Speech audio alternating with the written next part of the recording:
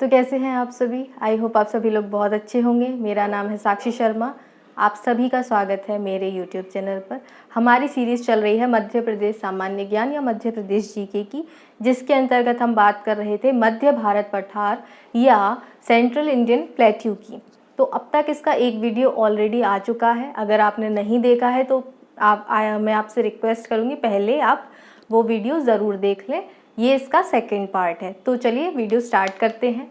सबसे पहले बात करते हैं कि मध्य भारत पठार या सेंट्रल इंडियन प्लेट्यू में किस प्रकार की जलवायु पाई जाती है।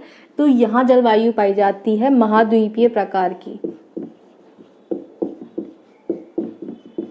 अब ये महाद्वीपीय प्रकार होता क्या है? तो सबसे पहले ऐसा कि ऐसा क्षेत्र जो समुद्र से बहुत ज़्यादा दूर हो या महाद्वीप के बीचों बीच स्थित हो, तो ऐसी स्थिति में वहाँ पे सर्दी में बहुत ज़्यादा सर्दी पड़ेगी और गर्मी में बहुत ज़्यादा गर्मी पड़ेगी। तो इसे कहते हैं महाद्वीपीय प्रकार या कॉन्टिनेंटल टाइप की जलवायु या क्लाइमेट। तो जो मध्य भारत पठार है इसमें इसी प्रकार की जलवायु आपको देखने को मिलेगी। इसके बाद में यहाँ के तापमान की बात कर लेते हैं। तो यहाँ का तापमान ग्रीष्म ऋतु में या समर्स में जो औसत तापमान होता है वो होता है 40 से 45.5 डिग्री सेल्सियस या 40 to 45.5 डिग्री सेल्सियस। वहीं जो इसकी शीत ऋतु या विंटर्स में जो टेम्परेचर या तापमान होता है वो होता है 15 से 18 डिग्री सेल्सियस। ये एवरेज टेम्परेचर है या औसत तापमान की बात हो रही है, ठीक है। उसके बाद में जो यहाँ की वर्षा होती है, तो जो ये क्षेत्र है, चूंकि ये क्षेत्र समुद्र से बहुत ज़्यादा दूर है तो इस कारण से यहाँ पे वर्षा भी कम होती है, क्योंकि यहाँ तक आते आते जो मानसून है उसकी जो आर्द्रता होती है या नमी होती है या ह्यूमिडिटी होती है वो कम हो जाती है। तो इसीलिए यहाँ पे कैसी शुष्क प्रकार की एक तो आपको जलवायु या क्लाइमेट देखने को मिलेगा, दूसरा यहाँ की जो वो वर्षा होगी जो वार्षिक या ईयरली प्राप्त होती है वो होती है 75 सेंटीमीटर से कम, ठीक है। कम आपको यहाँ पे आपको रेनफॉल देखने को मिलेगी। तो अब बात कर लेते हैं मध्य भारत पठार में किस प्रकार की मिट्टी पाई जाती है। तो यहाँ पर मिट्टी पाई जाती है जलोढ़, जिसे एल्यूवियल सॉइल भी कहा जाता है। ये जो मिट्टी है यहाँ पे चंबल और उसकी सहायक नदियों द्वारा बहाकर लाए गए निक्षेपों को यहाँ पे जमाव करती है, डिपॉजिट करती है, जिस कारण से यहाँ पे जलोढ़ मिट्टी की बहुत प्रधानता है। इसके साथ में जो जलोढ़ मिट्टी है प्रमुखतः ये मैदानी या जो प्लेन एरियाज है वहीं पर सबसे ज़्यादा आपको जलोढ़ मिट्टी देखने को मिलेगी। इसके साथ ही जो पठारी क्षेत्र है इसका या जो प्लेट्यू वाला रीजन है यहाँ का, वहाँ पर आपको काली मिट्टी देखने को मिल जाएगी। काली मिट्टी या ब्लैक सॉइल आपको देखने को मिल जाएगी। इसके बाद में यहाँ बात करते हैं किस प्रकार के वन पाए जाते हैं।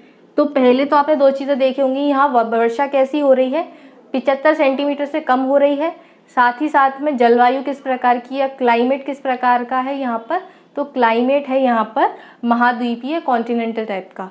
तो यहाँ पे वन कैसे पाए जाएंगे, जिसे कम वर्षा की आवश्यकता हो। तो इसमें पाए जाते हैं शीशम, नीम, पीपल, खैर, बबूल आदि। यहाँ पे आपको जनरली ये पेड़ आपको देखने को मिल जाएंगे। इसके अलावा यहाँ पे झाड़ियाँ भी काफ़ी ज़्यादा पाई जाती हैं। इसके बाद में यहाँ की प्रमुख फसलों की बात कर लेते हैं। तो जो मध्य भारत पठार की प्रमुख फसल है वो है गेहूँ। यहाँ के लगभग 40% एरिए पे गेहूँ की खेती या फसल उगाई जाती है। इसके अलावा यहाँ की दूसरी प्रमुख फसल है सरसों। सरसों का यहाँ इतना ज़्यादा उत्पादन होता है कि इसे जो मध्य भारत पठार है या सेंट्रल इंडियन प्लेट्यू है उसे सरसों की हांडी भी कहा जाता है।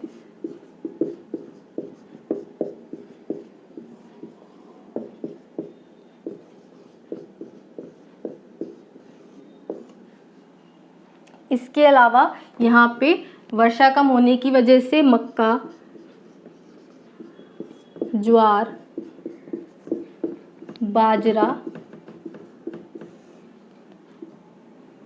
अलसी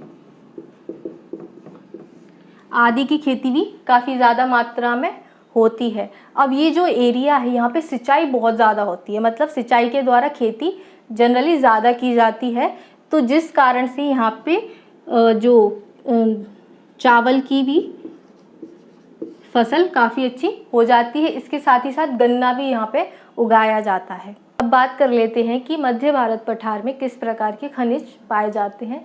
तो खनिजों की दृष्टि से देखा जाए तो ये बहुत ज़्यादा संपन्न क्षेत्र नहीं है।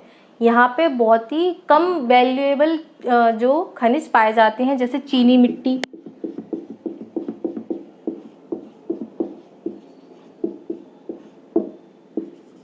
चूना पत्थर आदि यहाँ पे जनरली ज़्यादा पाए जाते हैं। तो इस प्रकार आप देख सकते हैं खनिज की दृष्टि से ये बहुत ज़्यादा संपन्न क्षेत्र बिल्कुल भी नहीं है। इसके अलावा जहाँ यहाँ पे उद्योग, जो कुटीर उद्योग है वो बहुत ज़्यादा फेमस है यहाँ, मतलब काफ़ी ज़्यादा डेवलप्ड है, जैसे हैंडलूम इंडस्ट्री है यहाँ की। इसके अलावा कत्था जो उद्योग है, कत्था जो पान खाया जाता है उसमें कत्था लगता है, और जो कत्था होता है वो बनता है खेर की लकड़ी से, खेर की लकड़ी से बनता है। और जो खेर के जो पेड़ हैं वो या वृक्ष हैं वो सबसे ज़्यादा इसी क्षेत्र में, मुरैना शिवपुरी वाले क्षेत्र में सबसे ज़्यादा पाए जाते हैं। इसी कारण से यहाँ पे इसके कत्था बनाने के उद्योग भी केंद्रित है, कहाँ, शिवपुरी और मुरैना में। इसके अलावा यहाँ पे चीनी उद्योग भी काफ़ी ज़्यादा डेवलप्ड है। कहाँ पर, ग्वालियर में भी जो डबरा जो उसकी तहसील है उसमें, साथ ही